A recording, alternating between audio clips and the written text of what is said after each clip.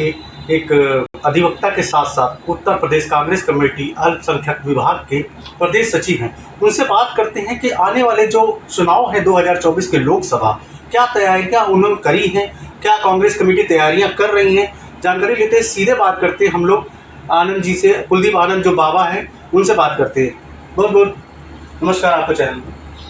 बहुत बहुत धन्यवाद आशीष जी। और सबसे पहले मैं पब्लिक लाइव चैनल को आपके माध्यम से नमस्कार करता हूं, आदाब करता हूं। और इस मौके पर आपका भी हार्दिक अभिनंदन है कि आपने एक विशेष मुद्दे पे आज इस बात करने का जो ये अपना मन बनाया है, ये बहुत आवश्यक है 2024 के लिए। और हम सब इसलिए आज यहाँ पे बैठे हैं और आपका बहुत बहुत आभार व्यक्त करते हैं। और मैं पूछना चाहूँगा कि जो आने वाले चुनाव हैं, कांग्रेस ने क्या तैयारियां की हैं, क्या विशेष अल्पसंख्यक प्रकोष्ठ के आप विभाग के हैं, तो अल्पसंख्यकों के लिए क्या कांग्रेस करेगी जो जीतती है? तो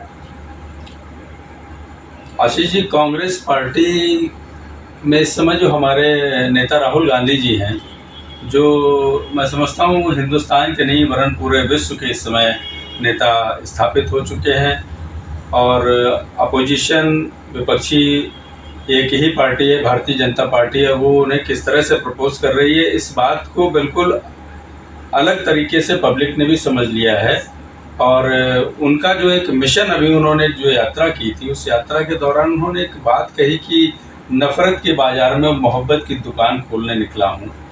तो ये बिल्कुल बात सच है कि ये देश हमारा लोकतांत्रिक देश है और इस देश को बनाने में पंडित जवाहरलाल नेहरू, महात्मा गांधी, भगत सिंह, चंद्रशेखर आज़ाद, भीमराव अंबेडकर साहब जिन्होंने इस देश के संविधान को निर्मित किया, तो ऐसे लोकतांत्रिक देश को अगर एक कोई ऐसा संगठन आके एक विरोधाभासी व्यवस्था के तहत चलाना चाहे, एक तानाशाही के तहत चलाने का अगर प्रयास कर रहा है, तो इस मिथक को तोड़ने का काम राहुल गांधी जी कर रहे हैं। और आगामी 2024 में हमारा प्रयास है, कांग्रेस पार्टी एक देश की सबसे बड़ी पार्टी है इस समय विपक्ष के तौर पे, और उसने निरंतर हमेशा देश को बनाने का काम किया है।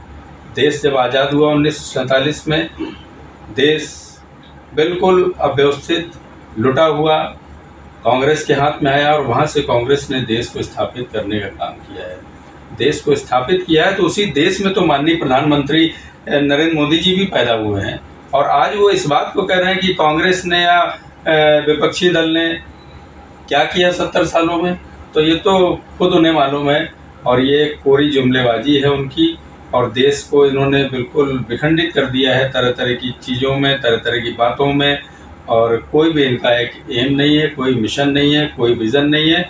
उसी व्यवस्था को लेकर कांग्रेस पार्टी और हमारे कांग्रेस के सभी नेतागण और माननीय राहुल गांधी जी, सोनिया जी, प्रियंका जी, खड़गे साहब सभी लगे हैं, जितने भी कांग्रेस से जुड़े विचारधारा के लोग हैं। और आपकी महत्वपूर्ण बात है कि अल्पसंख्यक वर्ग के लिए क्या व्यवस्था है। तो इस समय देश जो है बहुत डरा हुआ है, और ख़ास तौर से आप देख रहे हैं कि जो क्रिश्चियन कम्युनिटी के लोग हैं, क्योंकि मुझे भी प्रभार उसी से मिला है, क्रिश्चियन कम्युनिटी से, तो इतनी बुरी तरह से डरा दिया है धर्म परिवर्तन के नाम पे, जहाँ पे इससे पहले आप देखिए कि इतनी नफरत की बात नहीं थी कहीं। सभी लोगों को संवैधानिक तौर पे संविधान ये स्वतंत्रता देता है कि कोई भी व्यक्ति अपनी इच्छा के अनुसार पूजन, भजन, याचना, प्रार्थना, आराधना करने के लिए स्वतंत्र है। लेकिन आज भारतीय जनता पार्टी इस चीज़ को डिसाइड करेगी कि कौन किस धर्म से आधारित है और वो किस तरह से अपनी पूजा पद्धति को संचालित करेगा।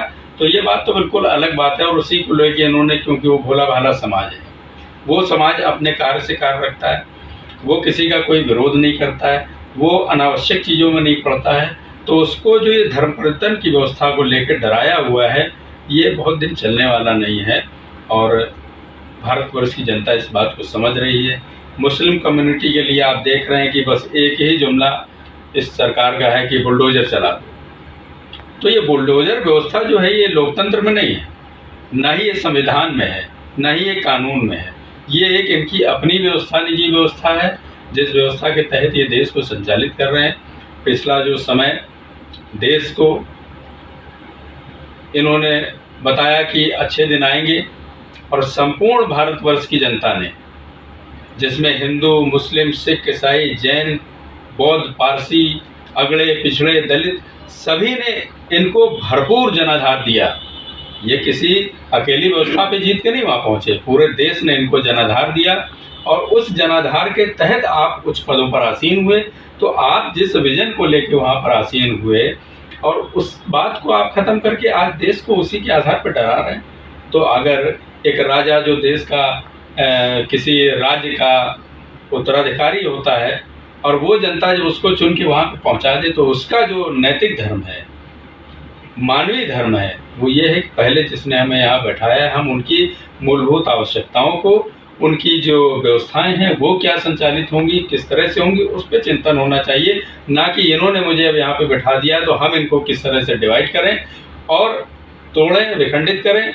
और डिवाइड एंड रूल का शासन जो लागू किया है ये अब चलेगा नहीं। 2024 में जनता इसको देख रही है और बहुत साइलेंट मोड पे ही काम चल रहा है। और कांग्रेस पार्टी और हमारे नेता माननीय राहुल गांधी जी ने इस बात को दिखा दिया है कि हम आने वाले समय में स्थापित होने जा रहे हैं। और मैं पूछना चाहूँगा आपसे कि जो महिला आरक्षण बिल प्रस्तावित हुआ है संसद द्वारा, क्या इसमें क्या सही है, क्या लगता है महिला आरक्षण के लिए क्या किया है जो सरकार ने संसद में? आशीष जी, बहुत हास्यास्पद बात है ये महिला आरक्षण बिल। आप लोकतंत्र के चौथे स्तंभ के एक अच्छे व्यक्तित्व के व्यक्ति हैं जो इस तरह की कवरेज करते हैं, समाज को दिखा रहे हैं, और आपके ही साथ के कुछ लोग हैं जो उस सरकार के दबाव में हैं। लेकिन मैं आपकी सराहना करता हूं कि कम से कम आप इस विषय पे मुद्दे उठा रहे हैं।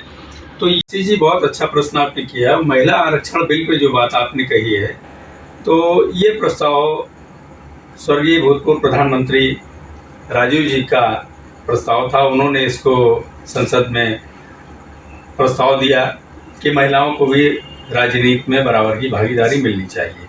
और उस समय की व्यवस्था के अनुसार जो 33% की बात आई थी, तो वो एक प्रैक्टिकल बात थी कि हम इसको अगर करते हैं तो आगे भी और अच्छे ढंग से कर सकते हैं।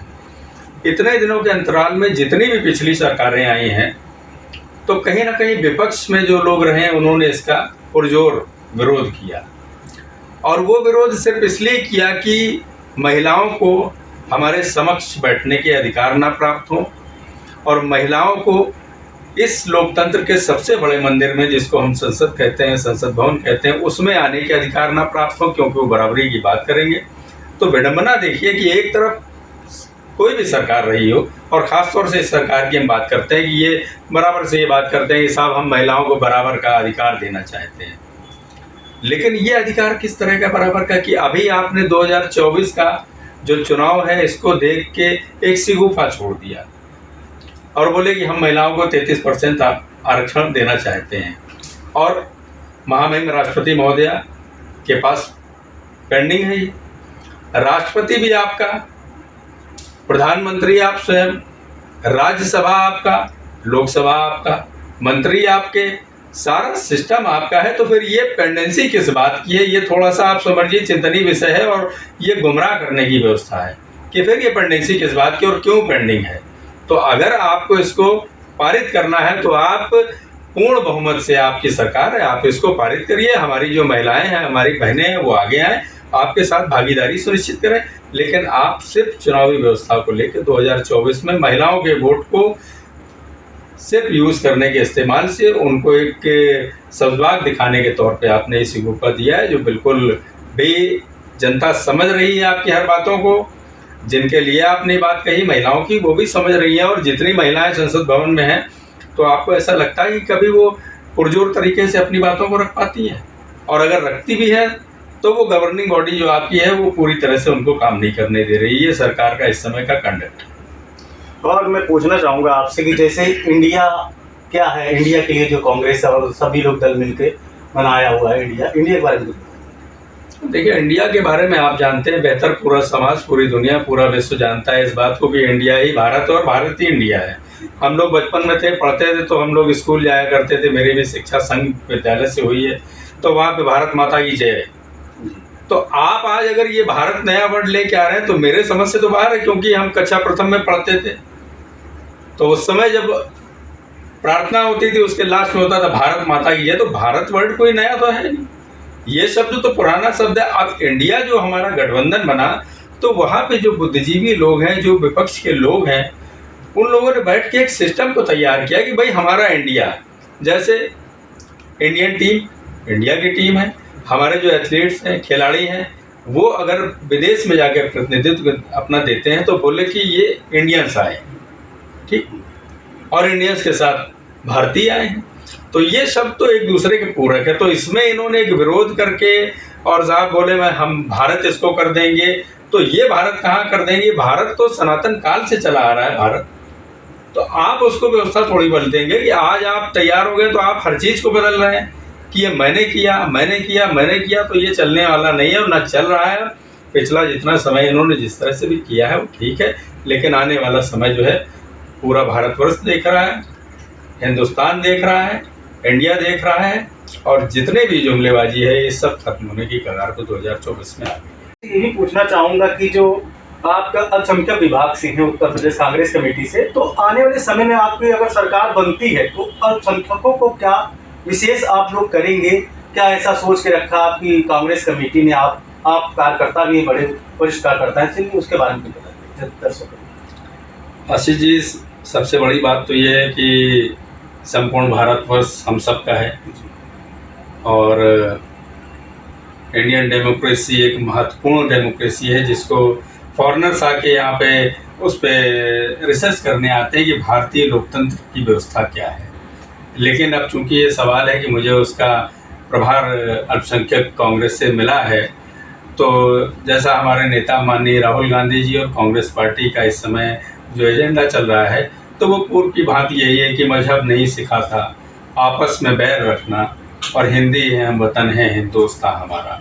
तो इस वक्त जो है सबसे ज़्यादा डरा हुआ जो है वो क्रिश्चियन है, ईसाई समुदाय है और मुस्लिम समुदाय है, ठीक है। और अभी एक घटना आपने सिख समुदाय के साथ भी देखी है, कानपुर शहर की एक बड़ी घटना है, और आप देखिए कि वो उस घटना में पूरे शहर का सिख समाज लगभग लामबंद हुआ, और सिर्फ उनको डैमेज करने के लिए उनके ऊपर एक FIR दर्ज करा दी गई, क्रॉस FIR।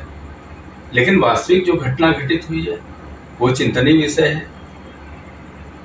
तो ऐसी व्यवस्था के लिए कांग्रेस पार्टी हमारी खास तौर से कुछ विशेष एजेंडे तैयार कर रही है, और आने वाले समय में क्रिश्चियन कम्युनिटी के लिए, मुस्लिम कम्युनिटी के लिए, या अन्य जो भी अल्पसंख्यक कोटे के अंतर्गत लोग आते हैं, तो उनके लिए कुछ ऐसा प्राविधान तैयार करके हम पूर्व की भांति है कि खुशनुमा माहौल को तैयार करने की योजना बना रहे हैं कि जहाँ पे सबको अपने अधिकार, सबको समान शिक्षा, सबको उनका व्यापारिक लाभ प्राप्त हो, शैक्षिक लाभ प्राप्त हो, जो भी उनकी आवश्यकताएं हैं मूलभूत वो प्राप्त हों।